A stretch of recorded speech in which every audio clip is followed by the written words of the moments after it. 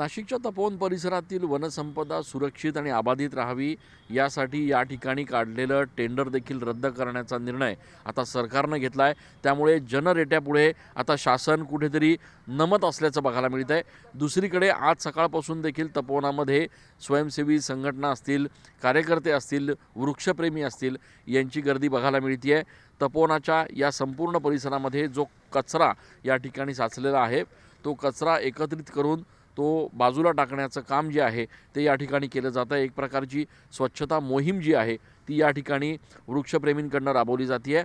आपण या ठिकाणी बघू शकतो की वेगवेगळ्या भागातून आलेले हे वृक्षप्रेमी आहेत, पर्यावरणप्रेमी आहेत। यांनी तपोवन परिसरातल्या या सगळ्या भागामध्ये जे काही जो काही कचरा होता, जे काही प्लास्टिक्स होते ते सगळे बाजूला आणून आता ते एकत्रित करून बाजूला फेकण्याचा संकल्प केलेला आहे।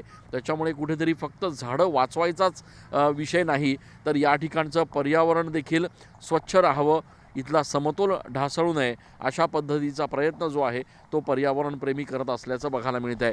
यासोबतच मनसेचे सिने कलाकार जे आहेत, सिनेसृष्टीचे काही कलाकार, त्यासोबतच मनसेचे जे पदाधिकारी आहेत ते देखील आज नाशिकमध्ये या तपोवन परिसरातली पाहणी करणार आहेत आणि एक अनोख्या पद्धतीचं आंदोलन करणार आहेत। कॅमेरा पर्सन खुशाल पाटीलसह मी चंदन पूजा अधिकारी, TV9 मराठी।